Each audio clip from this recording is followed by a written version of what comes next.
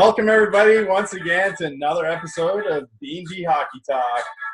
As we break the opening with a little bit of Gloria, because the St. Louis Blues are playing San Jose in St. Louis tonight, and it's pretty funny how they've helped make this song re-popular again since it came out in 1982. So. No, I think I saw it was like in the top 50 charts, I think maybe in the US or something like that. Yeah. And I see St. Louis-born baseball player for the LA Dodgers is now using it for his intro when he goes up to bat. But once again, I'm Aaron Bloxel with my co-host, Mr. Matt Balzer. Welcome to B&B Hockey Talk, where we've got playoff hockey later tonight for you between the St. Louis Blues and the San Jose Sharks. But before we get into that series and all its Gloria, let's talk about the Bruins and the Hurricanes series. Last night, the Bruins, lots of penalties in the first period. Hurricanes all over them with over 20 shots in the opening frame. But, man, Tuukka Rask absolutely stole that game last night. Oh, man, it's just the guy's just on a whole nother level. Like, he is so good right now. 35 saves for the win. Boston's now won 6 straight games. His save percentage is now up to .939, and he lowered his goals against average down to 1.96 in 16 games. Man, it's just Carolina. They threw everything at him. Like, they had that early power play right off the bat, and he made like 4 or 5 like right pad saves. And then he even had that one glove save in the first period where he didn't even see the shot, and he still made the glove save. It was just right in perfect position. But yeah, Carolina, they did everything. Like Teravainen, he had that one chance right after that where Rask actually fell and he shot it right through the crease, and then Williams had a post, and Carolina even had a 5-on-3, but their power play still looks terrible, even though they got like a few more chances, but they couldn't get anything going on a 5-on-3. But yeah, it's just Rask did enough, and then Boston, they got their 2 quick goals to start the second period, and that was it. But Carolina was also the big news there. They switched to Curtis McElhinney, as we speculated, would start Game 3, and he actually had I thought a really good game, even though in the first period he didn't see much action, but in the second period, like the first goal, it was a really nice goal, nice pass by Nordstrom to Wagner, and then the second goal was just some bad luck where Marchand's backhander deflected off DeHaan's glove and threw him. So, but other than that, I thought it was a good game on both sides. But yeah, just Tuukka Rask. And the third goal, I thought DeBrusk was a little unlucky.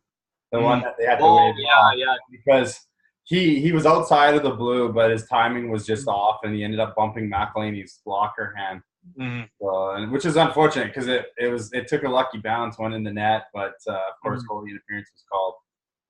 Man, that's the way it goes. And talk about a little bit of a chippy game too. You want to talk about Justin Williams? Yeah, there's a guy. I think Brad Marchand is under his skin because he's definitely taken some bad penalties. Man, he took 3 penalties in the first period. He could have had a few more. He had that little sucker punch on David Backes in the one scrum, and he elbowed Marchand in the face off there in the first, which I don't mind. It's a little bit, but yeah, it's a little bit of undisciplined. But man, it's like I hadn't seen him play like that in a long time, where he was sort of playing on that edge, and I think him and Torrey Krug were going at it for most of the game as well. But yeah, it looks like Boston's gonna sweep them. I wouldn't be surprised next game. But the funny thing I saw is that the Islanders swept the Penguins in the first round. Carolina swept the Islanders in the second round. It looks like Boston will sweep Carolina in the third round. Well, it won't happen with the way Boston's playing, but it'll be funny if whoever comes out of the West sweeps Boston in the finals. Yeah, little thing I caught on. Yeah, you never know for sure. Let's talk about the St. Louis-San Jose matchup. Obviously, we can play a little bit more Gloria while we're talking about it. Unless you're getting sick of this song. I mean, it's funny how St. Louis, as a city, has really popularized this song and brought it to life. It's a story of its own, right? So, but St. Louis, man, they just absolutely controlled game 2, I thought, other than Okay, that's enough of Gloria.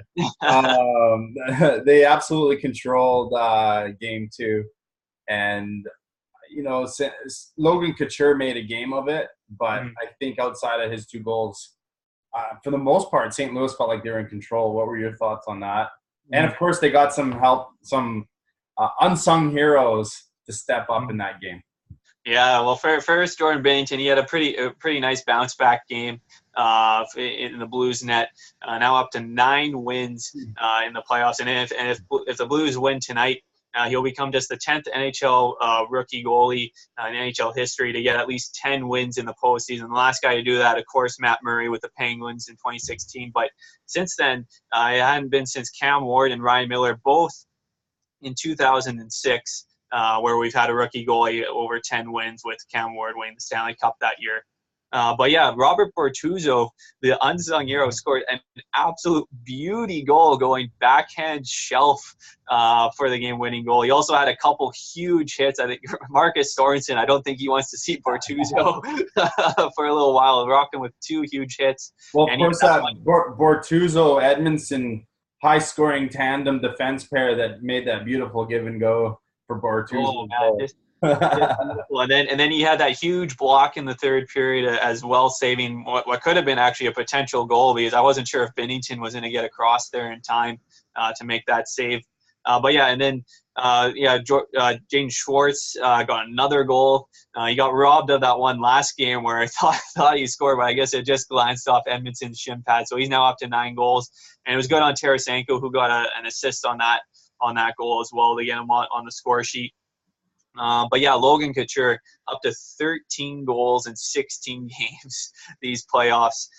Since 2010, the only guy that has scored more goals in the playoffs is Alexander Ovechkin.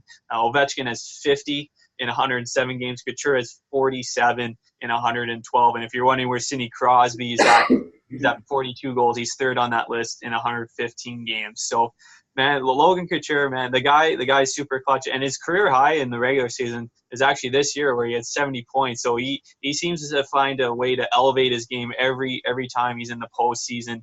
But yeah, we'll see how they do tonight, because I thought between Carolina and Boston and San Jose and St. Louis would be like the bigger or the best team to bounce back at again this series. So. We'll see how the Blues do on home ice, because they've been really good on the road this playoffs. They got their 6th road win in game 2.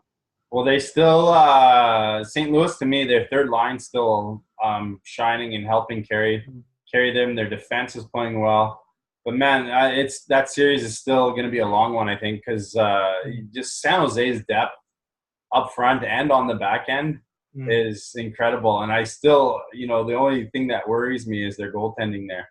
But Jones has already proven this playoffs that he can get the job done when needed during the big games. So, yeah, we'll see what happens. It'll be interesting to see. But series is shifting back, game 3 and 4 this week in St. Louis. And it's not like St. Louis has been a powerhouse at home, but having the crowd behind you, I'm sure, helps. So. And they've been physically punishing the San Jose Sharks, like you mentioned.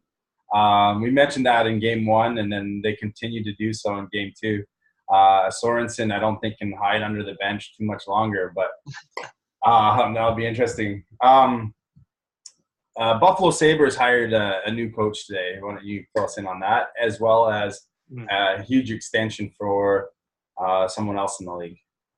Yeah, so the Buffalo Sabres hired Ralph Krueger as their new head coach. It's rumored to be a 3-year deal, somewhere between $11.5 to $12 million in total money. He spent the last 5 years as the chairman of Southampton in the English Premier League, which is very interesting. So he actually hasn't been involved in hockey for a while, though he did coach Team Europe at the World Cup a couple of years ago, and he got them all the way to the finals against Canada, where they took even Canada to the limits, where Marchand scored the winner in the final minutes there. He last coached in the NHL in the shortened lockout year in 2012-13 for the Edmonton Oilers, where they had a 19-22-7 record that year. But a lot of players from around the league have given him high praise for the way that he coaches. So it'll be really interesting seeing going from soccer over back over to hockey to see how he does there. And then with the Toronto Maple Leafs. They gave Brendan Shanahan a 6-year extension as team president. I think nothing too surprising there with the way that he has the Leafs going with him and bringing in Kyle Dubas as the GM and Mike Babcock as the head coach and that team on the ice. So nothing too surprising there. The World Hockey Championships has continued. First 3 teams have already clinched a playoff spot, and that would be Switzerland, of course, and the other hockey powerhouse, Germany, as well as Russia. What have you liked so far as the round robin continues there? Mm-hmm. Well, I said Germany could be one of those teams that could be an upset. And they had a huge win against Slovakia today. They beat them 3-2. They scored 2 goals in the final minute 52 of the third period. Leon Draisaitl got the winner with 27 seconds left in that game. So that's 2 losses where Slovakia's lost in the final minute of the third period, where Canada beat them with 1.8 seconds left in their game, where Mark Stone got the winner there. So a couple of heartbreaking losses for the hometown team. But also for Switzerland, Nico Hischier has really stepped up. 3 goals, 7 points in 4 games. He helped set up Fiala with a nice goal where he popped that water ball flying in the air last game. But also I'll give a shout out for Italy's goalie in yesterday's game against Latvia. He made 62 saves on 64 shots. That's Andreas Bernard. I think both of the goalies have faced a lot of rubber in all their games, but it really sucks that you make 62 saves and your team can't even get a goal for you. But it shows the difference there. And then for Canuck-wise, Quinn Hughes got another assist today in their 6-3 win over Great Britain. Nice stretch pass to Clayton Keller, who scored on a breakaway. Thatcher Demko. Wow. Thatcher Demko. Wow. That's the first time I've messed up on that name. Thatcher Demko got the win in that game. He led 3 goals, and I believe he made 23 saves or something along those lines. And then Russia, the big powerhouse, the last undefeated team. Nikita Kucherov leads the tournament now with 3 goals and 10 points in 4 games, picking up right where he left off in the regular season. Not so much in the playoffs, but he continues to get all the points there. And also for Russia, Yevgeny Danilov leads the World Championships with 6 goals. I think maybe about half of those have been on the power play too. But the funny thing is that Russia won 10-0 against Italy today. Yevgeny Malkin, 0 points, which I found interesting. But yeah, nothing too crazy over the past couple of days. It's been more like the lower tier teams playing against each other, and then the top tier teams running over the lower tier teams. So Canada doesn't play until tomorrow, though, for those wondering. Canada adds Philippe Myers to their back end from the Philadelphia Flyers today. They lose Brandon Montour for the rest of the tournament. Dante Fabro took a shot off the face, and his face is severely swollen. Tried practicing with a full cage on today, but left early. With Fabro and Myers now, they only have 6 defensemen as it is. Coach Alain Vigneault joked that him and Lindy Ruff are next up to dress and play defense because they're out of eligible players. I wonder if they run into more injuries, what they're going to do. I know, yeah. You'll have to find out which forwards have played defense before. It's it's really crazy because even like John Tavares, even before the tournament started, they really run into some injury problems there. But I like their top 6, and hopefully nobody else gets injured. I'm actually pretty happy that Troy Stetcher, if we go Canuck-wise, have been playing with Thomas Chabot on that top pair. Because I wasn't sure where exactly he was in a fit, because I thought he might have been one of the lower pairing defensemen on the team, but he's really stepped up with Chabot on that top pair. But we'll see. Canada's sort of had an up and down with how they play, because even with Slovakia, they only beat them 6-5 in a high-scoring game there. So, but yeah, other World Cup news: Lars Eller, he's leaving Team Denmark.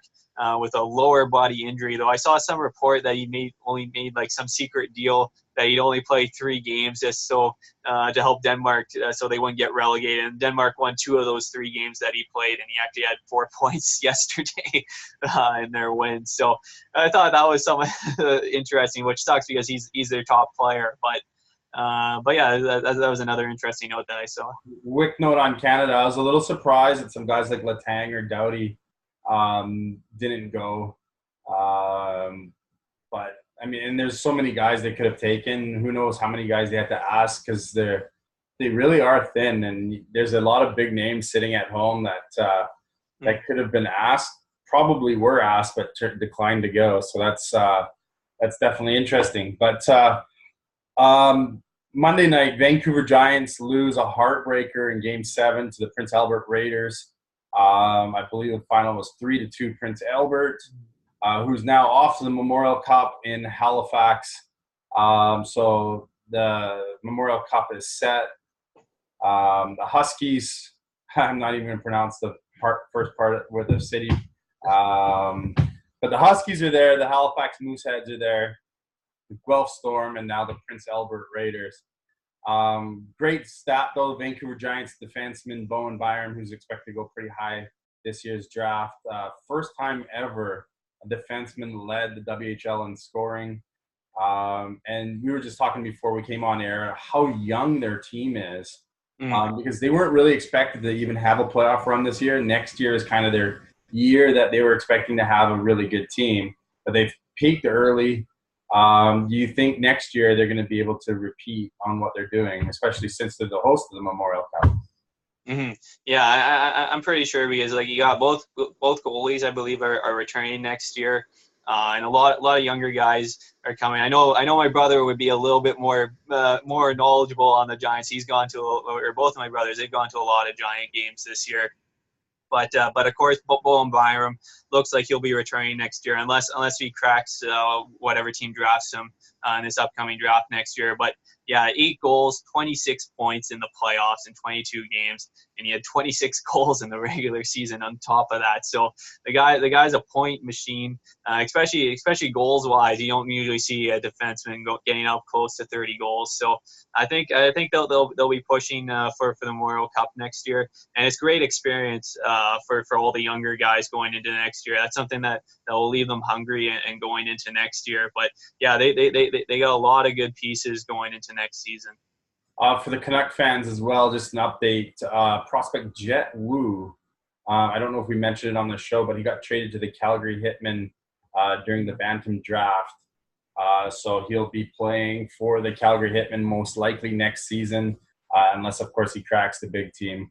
But Wu, it'll be interesting to see if he can repeat his point performance from last year. But Matt, I'll leave you with the final words here as we end today's show. Yeah, so I'll have today's highlights up. First, I'll have, and the Blues are just about to kick off here. Puck drop is just about got football on my mind for some reason. Yeah, puck drop as we end the show is just about to start in a couple minutes here, so I'll have those highlights up, and then as well as the 4 games that happened today at the World Championships. I'll have those up today as well, and then we will be back on Friday for our show, and maybe the Boston Bruins will be on to the Stanley Cup final by that time. Sounds good. Remember to like and subscribe to our show on Facebook or YouTube, B&B Hockey Talk. Share our page. Let people know about us. We love bringing hockey talk to everybody, along with all the highlights on our Facebook page. I'm Aaron. He's Matt. Everyone have a great evening. Enjoy the St. Louis-San Jose game, and I won't end with Gloria. Hope you guys enjoyed that, though, at the beginning, and we'll see you guys all later this week.